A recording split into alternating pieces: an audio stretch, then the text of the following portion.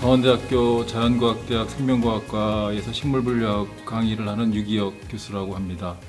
오늘은 강원도의 식물 이야기를 좀 하려고 하는데요. 모든 나라가 마찬가지겠지만 이 각각의 식물들에 대한 그 중요성이 굉장히 높아지고 있습니다. 또 특히 그 나라에서만 살고 있는 종이 있다면 그 종에 대한 중요성은 훨씬 더 강조되고 있는 그런 실정이 됩니다.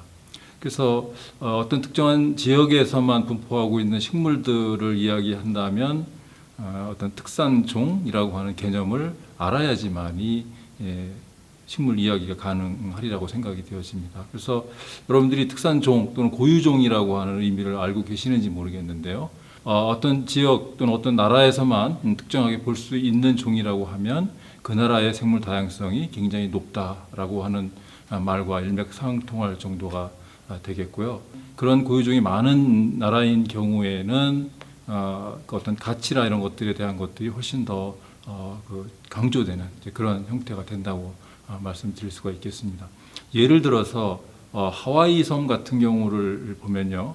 하와이 섬에서 자라고 있는 식물의 약 95%가 전 세계에서 하와이에서만 볼 수 있는 그런 식물이라고 합니다. 그러니까 뭐 섬 지역이고 하다 보니까 굉장히 이제 내륙 지역하고 이제 격리가 되어져 있겠죠. 그러다 보니까 훨씬 더 많은 즉 그 지역에서만 고유하게 적응되어서 진화한 그런 종류들이 많이 분포한다는 그런 의미가 되겠습니다. 그 우리나라는 어떨까요? 우리나라에서 분포하고 있는 특산식물, 고유식물들은 얼마나 될까요? 일단 우리나라에 분포하고 있는 식물 종류는 총 4,000종 정도가 된다고 합니다. 북한을 포함해서 말씀드리는 거고요.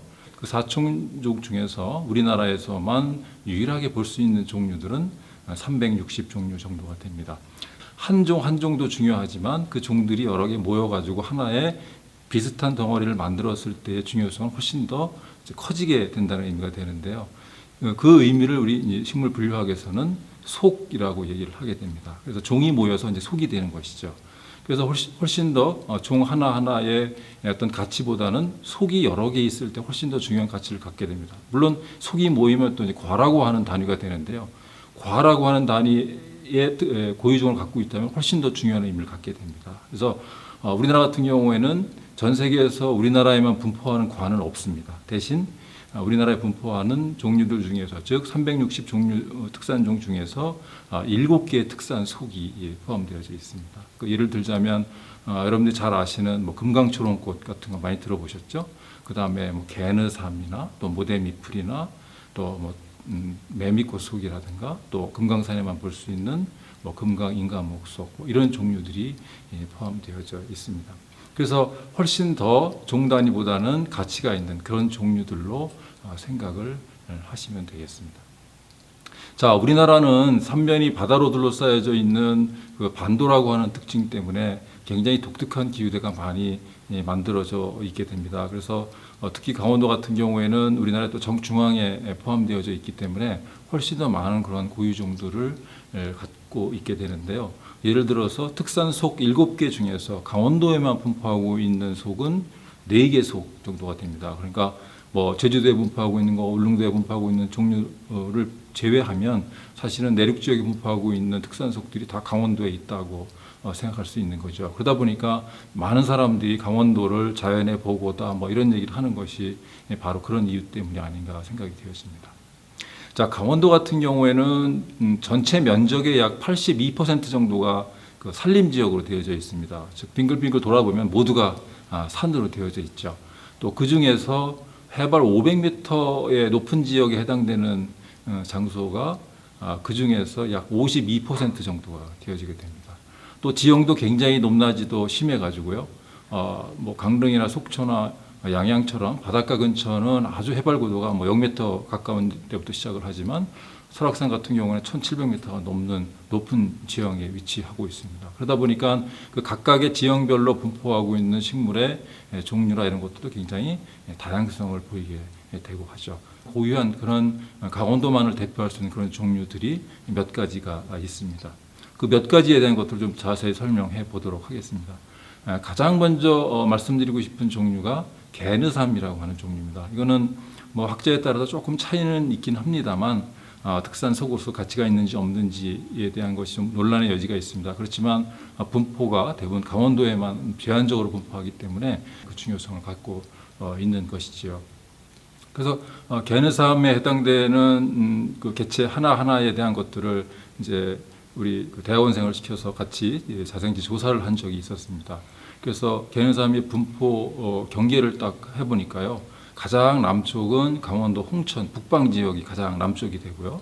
또 가장 서쪽은 철원 지역의 민통선 쪽에서 발견된 것이 가장 서쪽이 됩니다. 그리고 동쪽 같은 경우에는 이제 한계령, 이제 인제 쪽에 한계령 가기 전 그 마을이 가장 동쪽이 되고요. 그다음에 이제 가장 분포의 북쪽이라고 얘기할 수 있는 곳은 개느삼이 가장 먼저 발견된 것이 이제 함경남도 북청 지역인데요. 그 북청 지역이 분포의 중심이 되어지게 되겠습니다. 그래서 키도 그렇게 높지 않고, 그다음에 꽃도 콩과 식물이기 때문에 아주 예쁘게 피고요. 또 꽃이 노란색, 아주 진한 노란색. 그래서 이제 도감에 보게 되면 황금색이라고 표현이 되어져 있는데 진한 노란색이 됩니다. 그래서 관상용으로도 굉장히 가치가 있고, 그래서 원예화할 수 있는 그런 가치를 갖고 있는 우리 고유종이라고 생각을 할 수 있고요.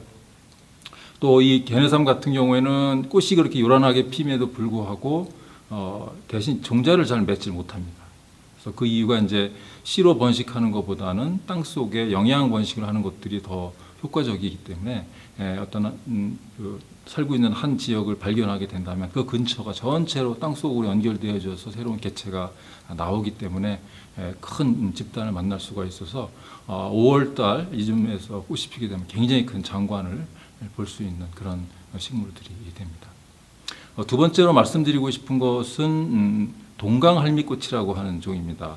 여러분 잘 아시겠지만 이제 정선 지역에 가면 동강이 흐르게 되죠. 뭐 동강, 서강 이렇게 많이 흘러 들어오게 되고, 또 정선에 뭐 아리랑 뭐 이런 것들 유명세를 타면서 이제 동강이 많이 알려지게 됐는데, 그 동강 주변에만 살고 있는 식물이 특별한 게 있다. 그래서 동강자를 앞에 붙여서 뭐 동강 고랭이, 또 동강 할미꽃 이런 것들이 이제 많이 알려지기 시작을 하게 됐습니다. 근데 동강 할미꽃 같은 경우에는 할미꽃 자체가 뭐 수줍음의 상징, 또는 이제 뭐 열매를 맺으면 할머니의 머리를 닮았다, 그래서 뭐 백동이라고 부르기도 하지만, 대부분 우리가 보는 것들은 진한 자세에 꽃이 피면서 꽃이 활짝 피었을 때 이제 꽃줄기가 이렇게 구부러지는 그런 특징을 갖고 있습니다. 그런데 동강 근처에 살고 있는 할미꽃들은 돌 틈에 주로 많이 자라다 보니까 좀 불쌍해 보이죠.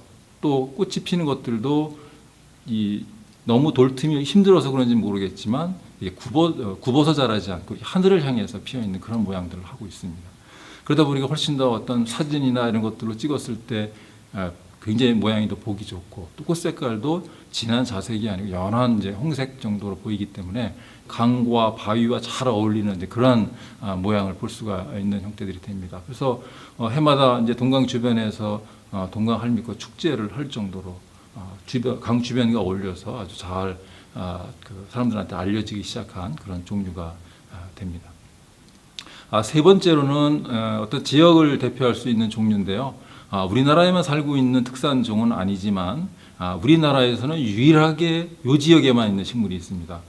강원도 태백 지역에 가면 한강의 발원지인 검룡소라고 하는 지역이 있는데요. 검룡소 지역 입구에 가보게 되면 대성 쓴풀이라고 하는 식물이 있습니다. 쓴풀은 이제 쓰다라고 하는 의미를 갖고 있는 뜻으로서 그 용담 종류들에 해당되는 그 과에 포함되어 있는 종류들을 일컬어 부르는 그런 이름이 되는데요.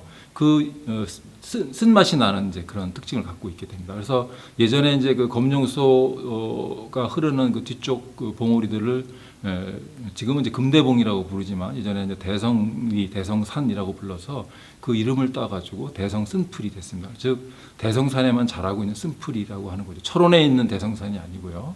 자, 그래서 지금도 대성 쓴풀의 분포를 얘기해봐라 그러면 태백의 검룡소 근처만을 얘기하게 되고, 또 이거는 약간 비밀스러운 얘기이긴 합니다만 사실은 이제 거기에서 튀어나온 다른 개체들이 주변에 멀질 않습니다만 가까운 그런 지역들에 분포하고 있는 그런 개체들도 요즘은 조금씩 알려지기 시작한 그런 종류도 됩니다.